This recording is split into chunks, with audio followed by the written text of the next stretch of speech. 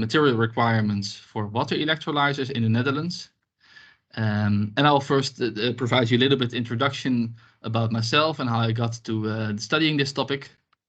And then afterwards we'll dive in.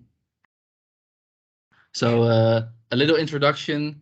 As Mike already said, I studied applied physics in Delft, and I combined this master's with industrial ecology in Leiden and Delft. And then during that second master's, I started working part-time at Ekinetix, which I will introduce as well. And is a company I'm working for still. And in 2021, I did my master thesis for industrial ecology at the Ministry of Economic Affairs and Climate.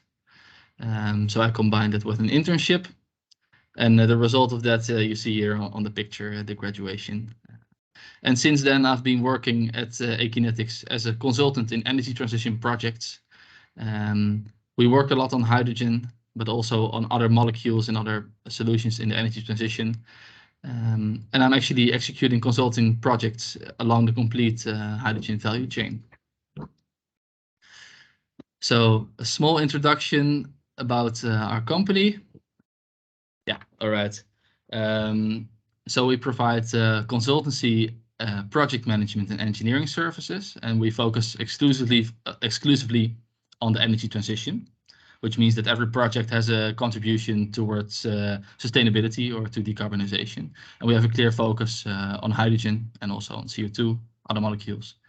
Yeah, some example works I've listed here. We work a lot for ministries, for Dutch enterprise organization, for Rijkswaterstaat, also in European context. So this is relevant to use all the analytic skills that I was able to gather during my studies. Now, a little bit about the relevance of the research. Recently, there's of course a lot of discussion about hydrogen and the role in the energy transition, even so much that Frans Timmermans, Executive Vice President of the European Commission, said that hydrogen has become the rock star of new energies. Yeah, why would he say something like this, and why is there such a lot of attention? I will guide you a little bit through that. And also in the Netherlands, there is a lot of attention for hydrogen. Even the King of the Netherlands is promoting it sometimes. He's sitting in a hydrogen truck there. And the government strategy on hydrogen stated that zero carbon hydrogen is a crucial link in a sustainable energy system.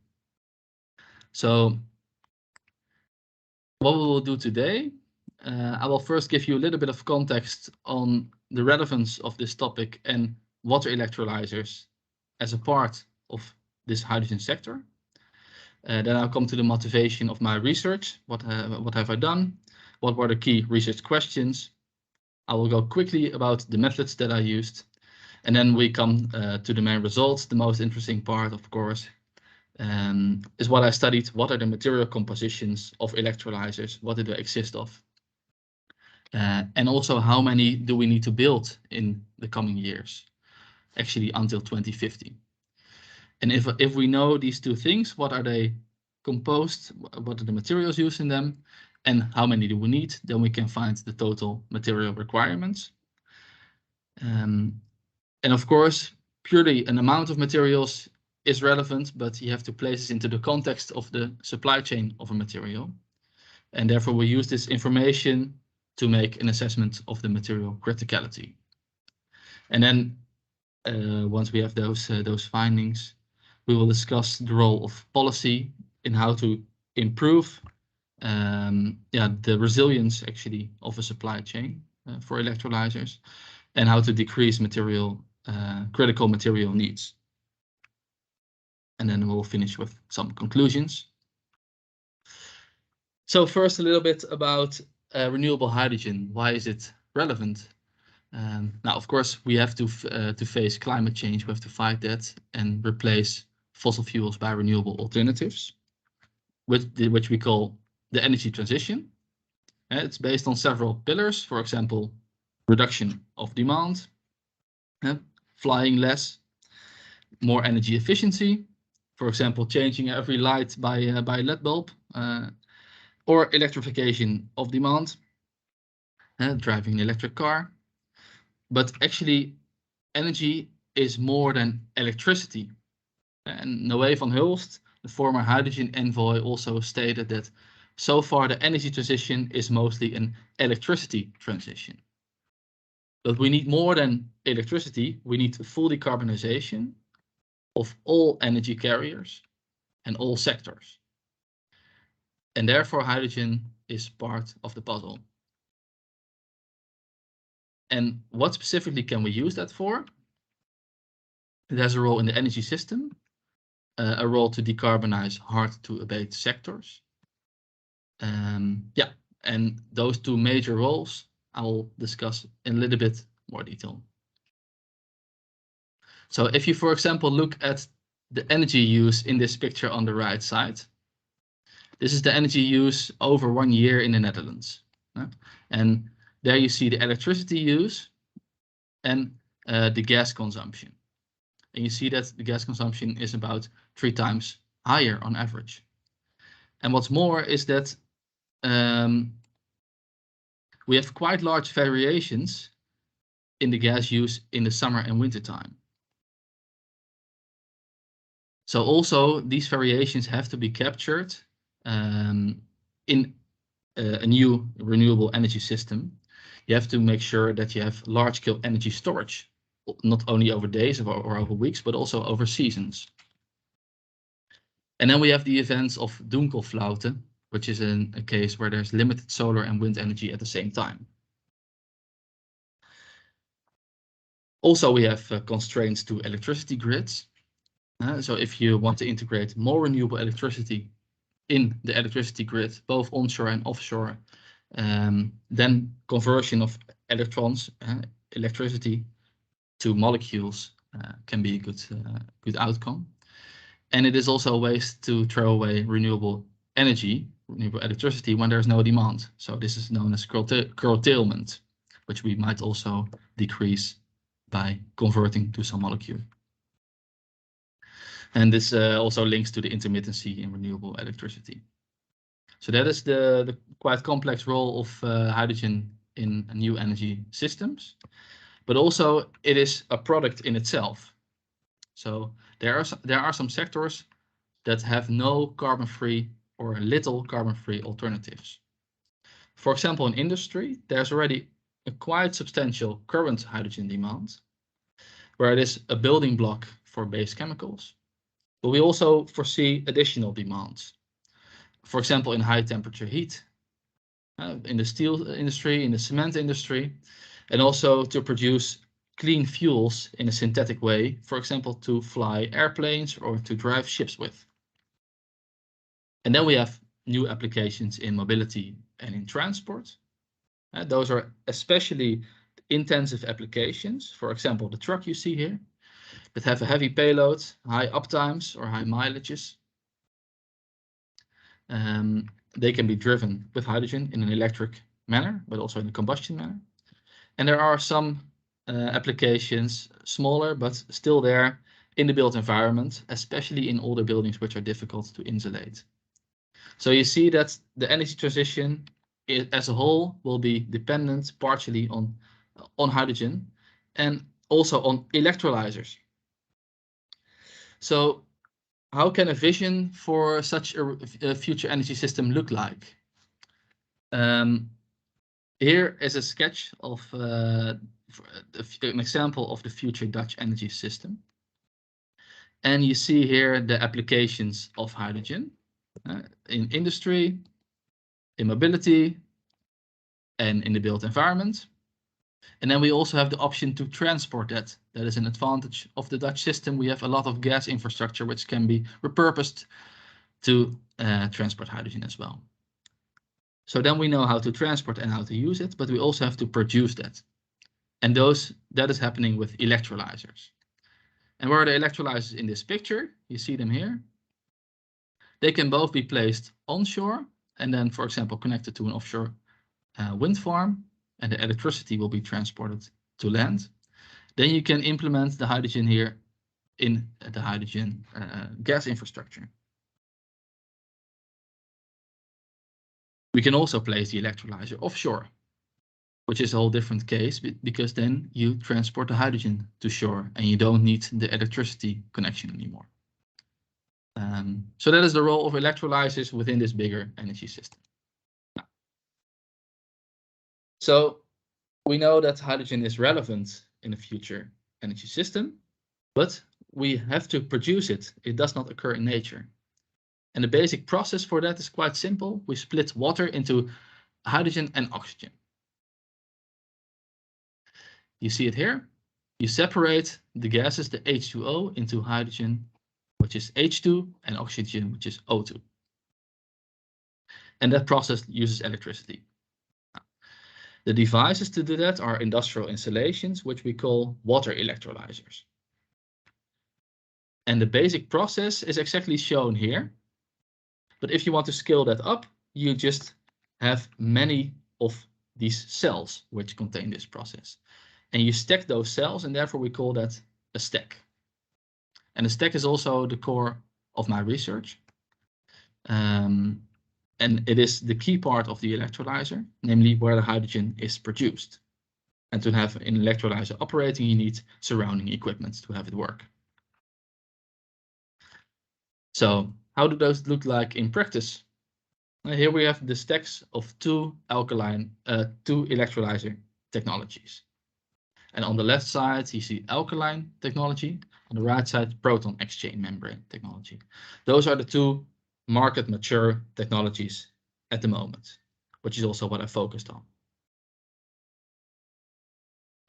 On the left side, an alkaline, which is 2 megawatts of capacity. And on the right side, PEM electrolyzer with 1.5 megawatt capacity. So you see directly some differences between the two technologies. Alkaline is more mature and has a lower cost, but PEM has some advantages, namely the size is smaller and it has a more flexible operation profile. So both have a relevance in this sector. All right. So this is a little bit of introduction about the energy transition, hydrogen, and electrolyzers. But now I will come to my research. So we know renewable hydrogen is expected to play a key role in the energy transition, and we need water electrolyzers to produce it. But if we look around, we see quite little electrolyzers installed. The current capacity is negligible, but we have large ambitions, both in the Netherlands, in the EU, and worldwide. So we need to scale up electrolyzers by several orders of magnitude in a short time frame. And if you have to construct so many devices, you have to think about the material requirements. And renewable energy technologies in general are known to be more material intensive than their fossil counterparts. Think of solar panels, think of batteries. And also, water electrolyzers contain critical raw materials, scarce materials. Those are materials where the supply chains are, for example, strongly monopolized.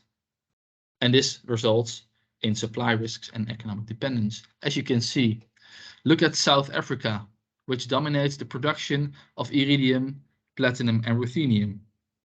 Those appear to be key materials for electrolyzers. So therefore, there could be risks to scaling up such a sector.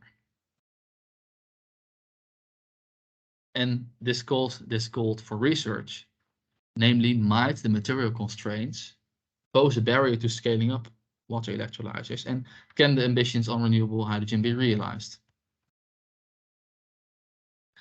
So I dived into literature, of course, and I found out that there was some literature available, but it did not give the complete picture yet. So either it only considered a selection of materials, or was not really comparable between the two technologies, alkaline and PEM. Also, it did sometimes only assess the current state and not take into account innovations, which is quite important because there's a rapid pace of innovation in such a sector which will be scaled up. And the end of life phase is essential, and that was also not always taken into account. So therefore, my study tried to integrate this research needs. I studied all materials in the stacks of electrolysers. I made it comparable between the technologies, introduced the time dependence, so how many do we need over the years, and also innovations which we can currently foresee.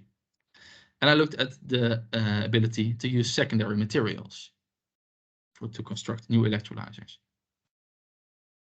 So the main question was then also, how does the material demand for water electrolysers impact the realization of the national hydrogen and circularity ambitions in the Netherlands? And those sub-questions were defined to answer this properly. Okay, now a little bit of context about how I approached this. The main method was a material flow analysis, which is a core method in industrial ecology. And that gives insight in the stocks of materials. So how many materials do you have inside the system? All electrolysers installed. The inflows, how many materials do we need to put in every year to be able to serve the hydrogen demand that we have? And outflows, which materials become available for secondary use or for recycling. And then I defined appropriate shares of the global primary production of materials. So if you imagine the complete steel production in the world, that should be divided over the whole world, of course. Now, I looked only at the Netherlands. So then we have to think, how much steel can we fairly use in the Netherlands? And the same counts for different materials, of course. So I had to find a measure to place the absolute material consumption of all these electrolysers in a perspective. How relevant is this compared to the global production and compared to our appropriate share? So I defined this appropriate share as the same share as the Dutch share of global energy consumption. And then we express the demand for this material, for electrolysers, as a percentage of this Dutch appropriate share. And this then, the total appropriate share, which is 100%, gives a sort of upper bound for what type of resource use is sustainable. As an example, if electrolysers would use 10% of all steel available to the Dutch economy, that will be quite disruptive because you need 110% of steel in total at once. So this is the classification. If you go over 100%, I'd classify that as infeasible. And the third method is a material criticality assessment. And we know how many materials, but then you have to account for which materials pose the largest threats to scale up. That integrates aspects of the total material supply chains and their specific use in electrolysers. All right, so now we have everything ready for the main results of the study. So what are they made up from? Now here you see an overview of the core components of alkaline and proton exchange membrane electrolysers. And the key components here and the commonly used materials. And materials in black are quite resilient in their supply chains. So you see that alkaline is not so dependent on critical raw materials because most materials are black there. But the materials in red are classified as critical raw materials by the European Commission, which means there's an economic dependence on these materials and they have high supply risks. So the PEM technology is dependent on quite a few critical raw materials and also in several components. So overall, we can say that PEM technology has a higher critical raw material dependence. Okay, now I also quantified how many of the materials we need. So then we know what are they built up from. The next question that we have is how many do we need to build? I dealt with uncertainty here by introducing various scenarios, but I will only discuss the reference case here. So the stocks, the first picture is how much capacity might we have installed in the Netherlands This increases from half a gigawatt in 2025 to 3.5 gigawatt in 2030, and maybe to 45 gigawatt, quite substantial increase by 2050. Okay, someone finds that quite substantial, I think. Then the question is, how many materials, how many inflow materials will we need? How much capacity of electrolyzers do we need to construct every year to build up this stock? Now that is about 300 megawatts every year by 2025, 1 gigawatt per year by 2030, and around 3 to 4 gigawatts that we have to install every year by 2050. And also, systems will become decommissioned. This is quite negligible until 2030, but in 2050, you see that nearly 1 gigawatt per year will already be decommissioned, which is a source of secondary materials again. Okay. Now we have all the information to tell how much materials will be input in the system. So the figures I will show you now contain the annual inputs, so every year, and also include reuse of materials. So that means secondary materials can be put back into the system, and by means of closed loop recycling. So this is an example. I'll guide you through the figure. This is the foreseen nickel consumption for alkaline electrolyzers. And the top line gives you the total nickel input each year. So that means by 2030, for example, we will have around 200 to 300 tons of nickel per year. And this can increase and might flatten off towards 2050, towards 400 tons per year. If you then include closed loop recycling, you can substantially decrease the amount of primary material demand. And then the primary material demand might reach a peak and decrease again. So the yellow area gives the total remaining primary material demand. On the left side of the figure, you see the absolute inputs. But on the right side, I converted this to the appropriate share. So how substantial is this to all the nickel that we have available in the Netherlands? And for nickel, this is between 1.5% to 3% of all nickel available to the Dutch economy. That is substantial, but it is feasible. So nickel remains a material to watch.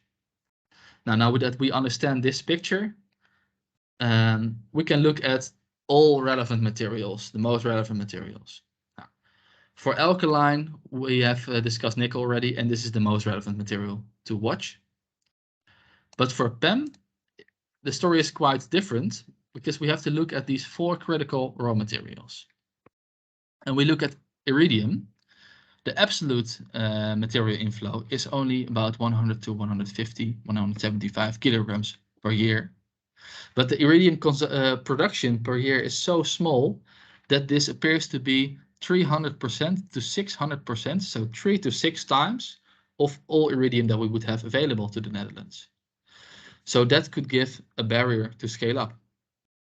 For platinum, in turn, the total use is slightly higher, but the platinum production is also bigger. But this might still amount to 25 to 40% of the appropriate share.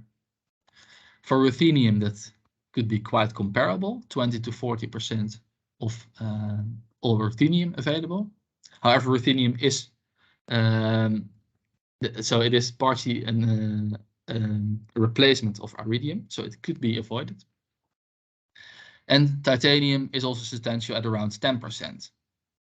And there might be so much titanium available from secondary sources that the total demand might dive below zero again.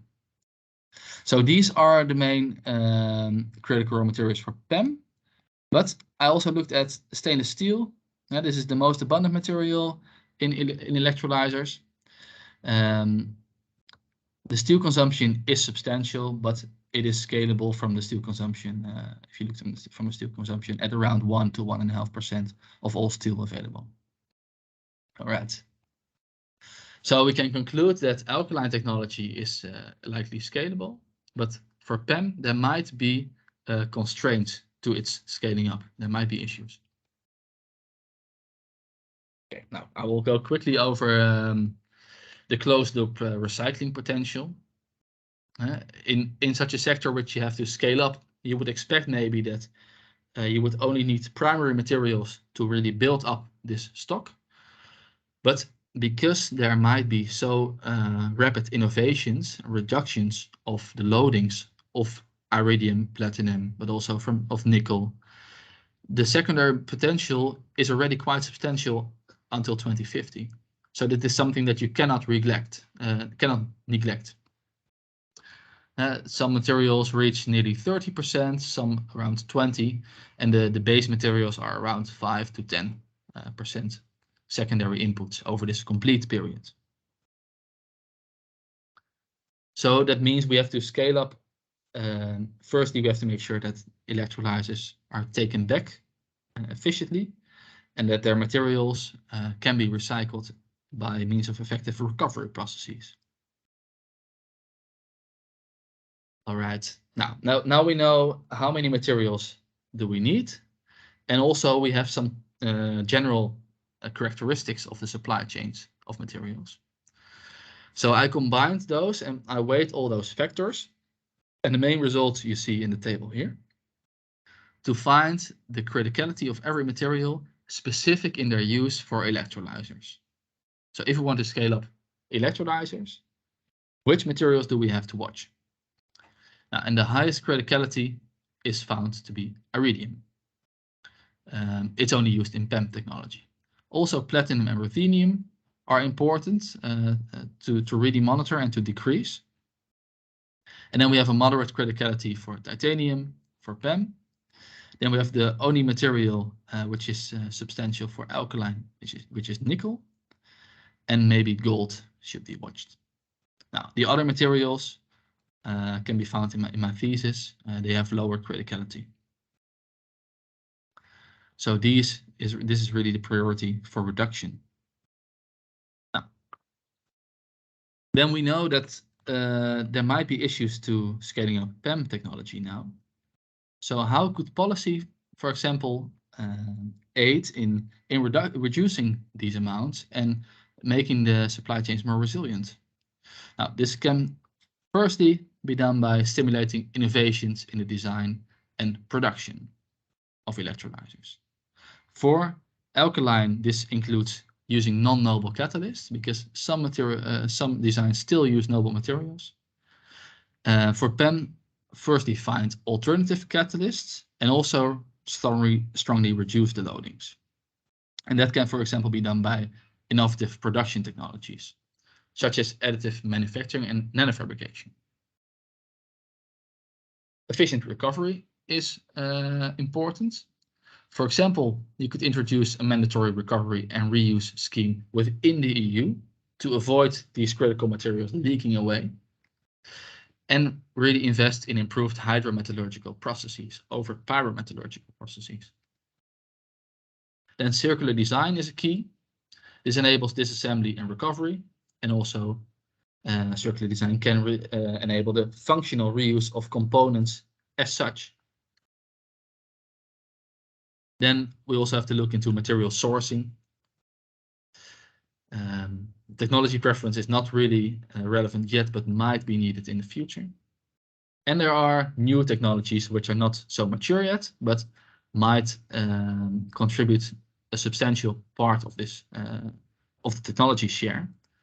And especially interesting is anion exchange membrane electrolysers, which could provide the same functionality as PEM, but without so many critical raw materials.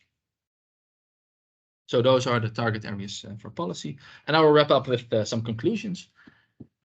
So what have I done?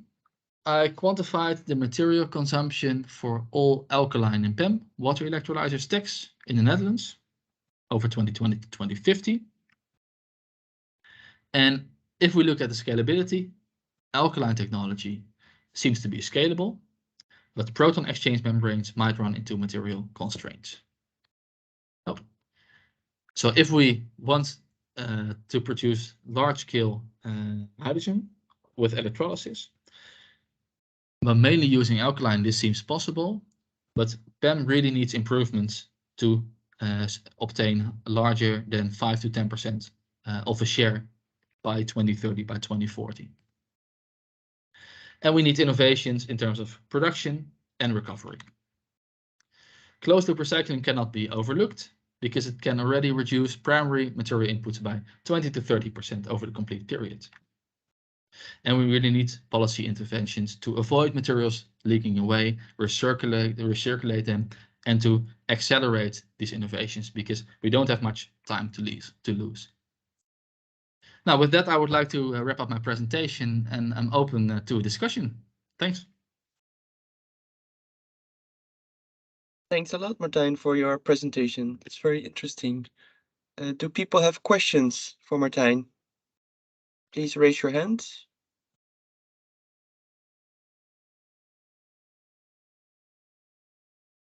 See some clapping. Nice. Yeah.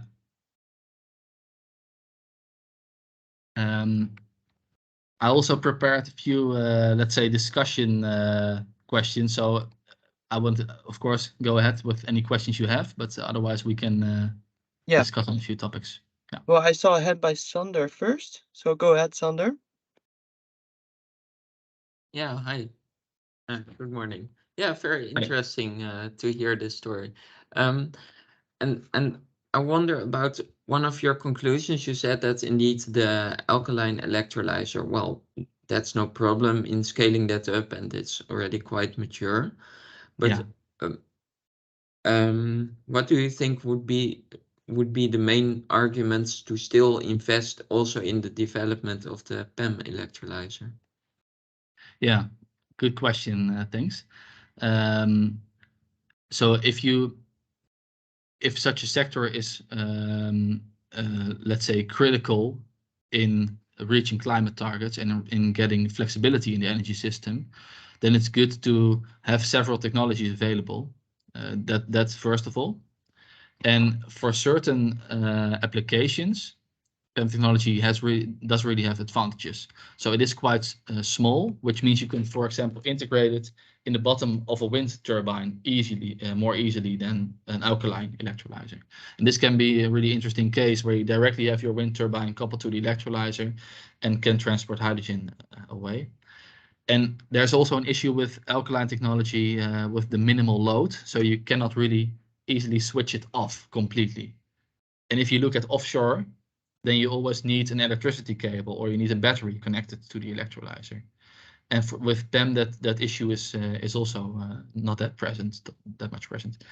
So, and the third part is actually the flexibility. So if you really couple it to a solar panel or to a solar park, then PEM is slightly more suited for that.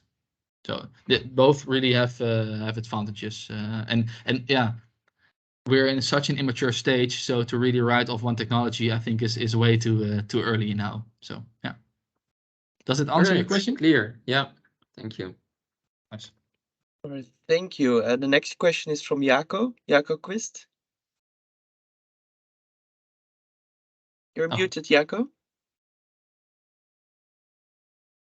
Jaco, you're muted. Oh, we cannot hear you. We cannot hear you, Jaco. Sorry.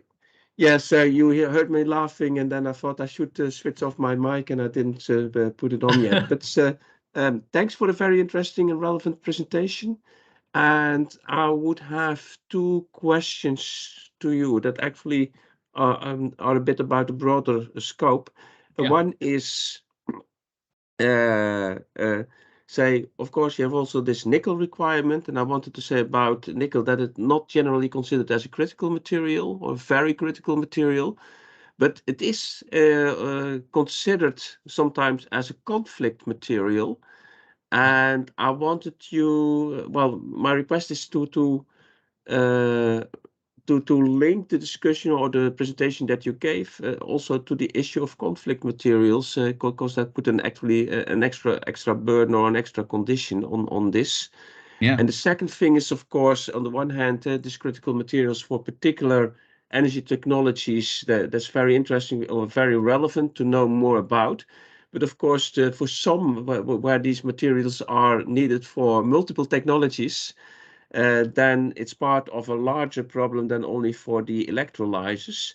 And my question to you is also to say something about that, where that is at play for what materials as part that are needed for the electrolysers. Yeah, thanks.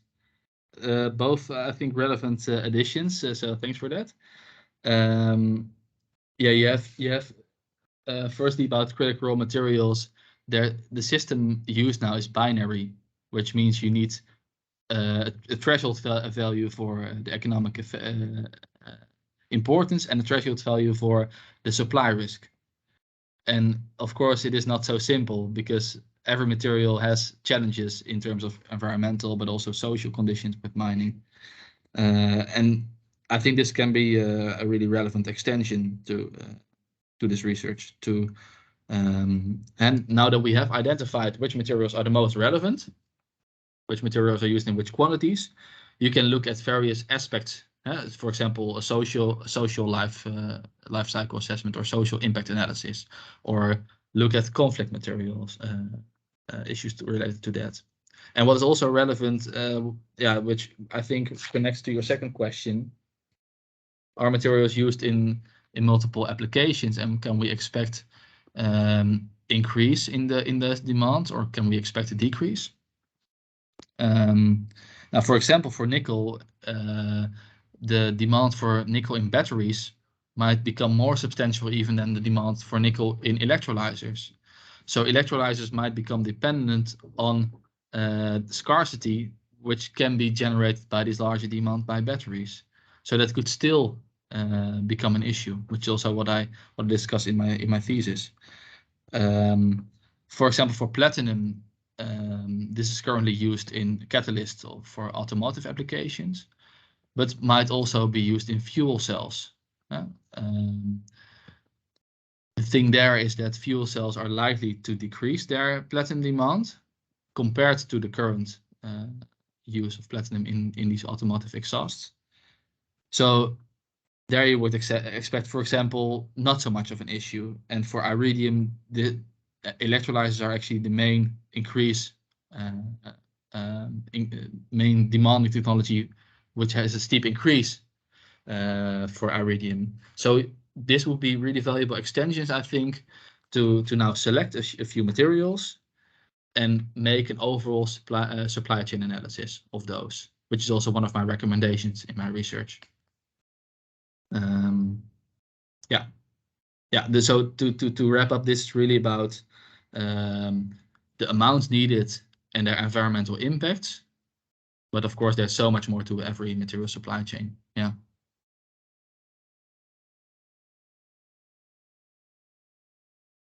All right, thank you. There's also a question by Paco Rutten. Hi, Martijn. This is Paco Rutten from the Institute for Sustainable Process Technology. I have a question with regard to the 45 gigawatts capacity assumption that you made for 2050. It really seems to impact the outcome of the study, considering that if you have more capacity, that you also need more materials. I was wondering if you could elaborate on why you chose this number based on what information, and also whether you have some sensitivity analysis, which maybe gives more insight in if you would have less or more capacity, what would change or how the results would change with regard to that. Yeah. Thanks. Of course, a relevant question. So the first one I think is what is it based on? I based the numbers on the integrale infrastructuurverkenning, which is the integral infrastructure exploration, which has been done in the context of the climate agreement and by the grid operators. And there various scenarios have been posed on hydrogen demand. And I assume that this hydrogen demand is generated only by electrolysis.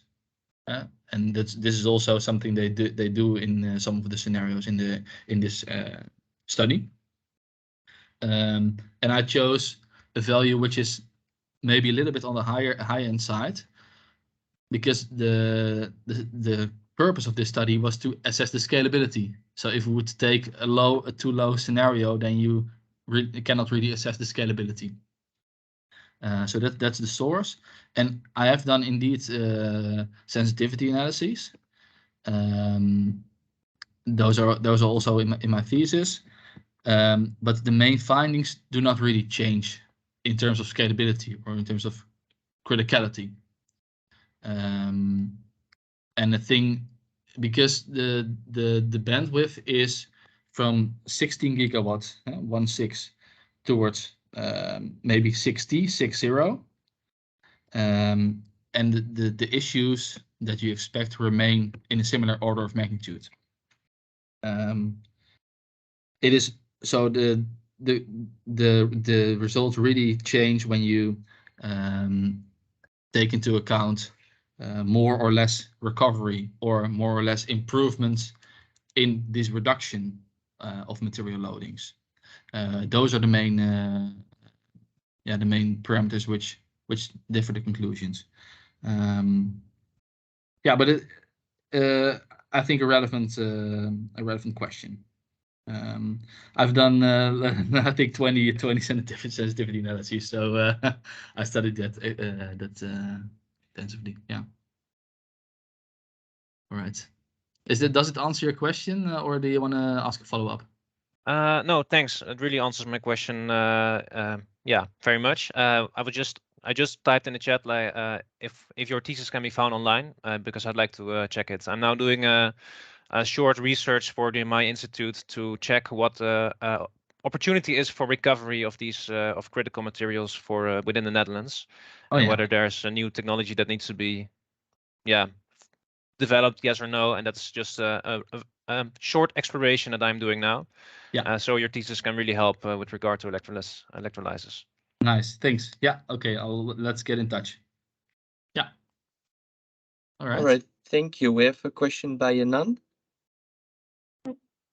Okay, thanks for your presentation. I do have a question. In your presentation, you take both the alkaline and the PM electrolysers into consideration. I'm not an expert for electrolysers, but I do also mention in some literature or reports, they also mentioned solid oxide electrolysers. So I would like to know what's your opinion on this, or could you please say something about this?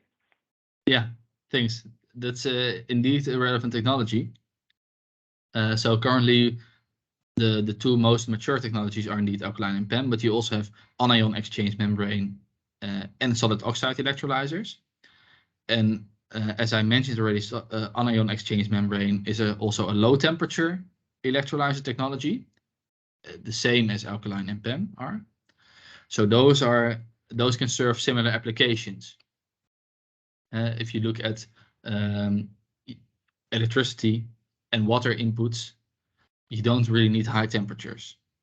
So those could become competitors in the future. And solid oxide is quite different technology because it operates at high temperatures, around 700 degrees Celsius. And therefore, it mainly has potential when integrated in industrial processes where you have high temperature waste heat available. And the reason I did not include this in the research as well as anion exchange membrane, because there's quite some uncertainty around the materials used yet. And they are not applied at a large commercial scale, or we don't have that much systems running yet. So therefore, this research was possible for those two, but yeah, it should, I think, be added for solid oxide and as well for anion exchange membrane in a couple of years' time when we have more clarity on this. Yeah. So it could be an interesting follow-up, really. Yeah. Does it answer your question? Yeah, you answered my question. Thanks. Yeah. All right. All right. Thank you. Are there any more questions? I don't see questions anymore. You had a question, maybe Martijn, or like discussion. I don't know if that can fit in 5 minutes or. Yeah, maybe there are some thoughts on, for example, how can we really ensure that recovery will be efficient and that those materials could stay within the EU? Do you have any ideas on how can we set up such a policy? And maybe any thoughts on that? Should we make, for example, the owner of the electrolyzer responsible for the end of life phase? Will it happen naturally?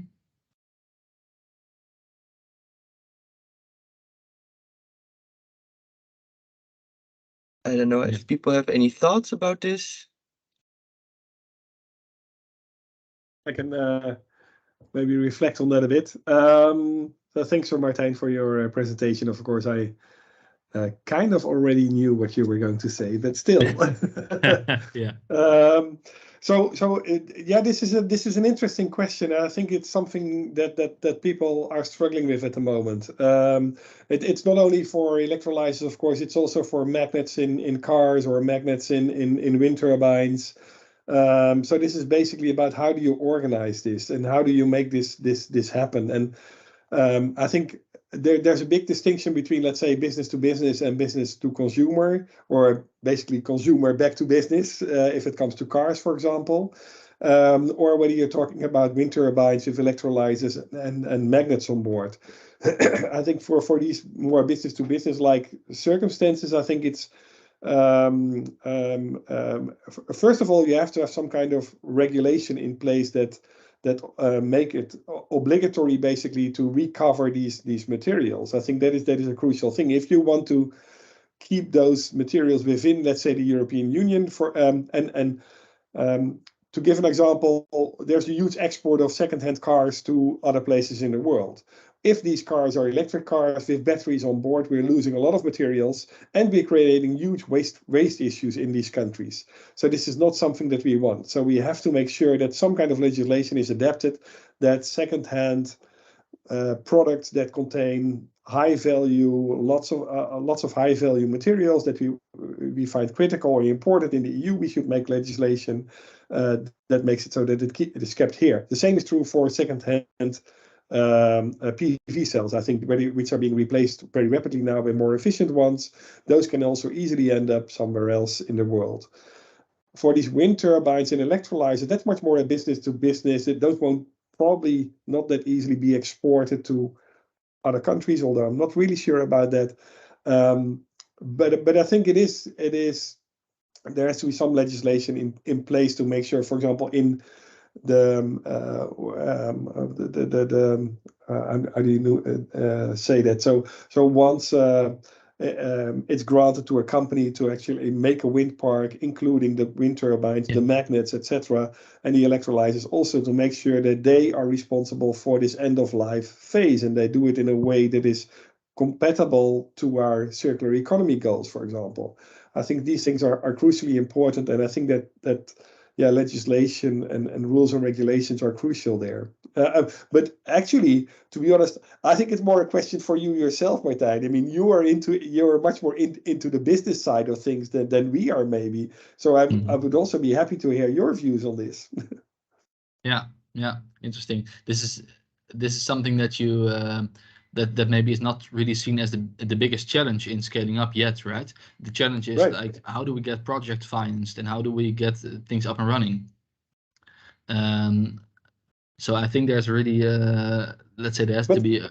But the reason that it's not an issue is that there's no legislation yet, I guess. Yeah, but I mean, if these would be in place, it would be taken into account in these types of decisions. But what's also a relevant point maybe is that some electrolyzer manufacturers really care to take back their own stacks because they are simply valuable. So they prefer actually the owner to give them back the stacks, and it might be even in a contract. So there might be some natural impulse to reclaim these materials already. Right. But the question is that happening in any economic case, and how can we make sure that it is in fact happening? Yeah. Yeah. No, it's relevant relevant thing to think about when we do the next electrolyzer or something. Then yeah. All right. Did I see someone else with a hand, or was that just someone? No, coming that on question side? has already been asked, I think.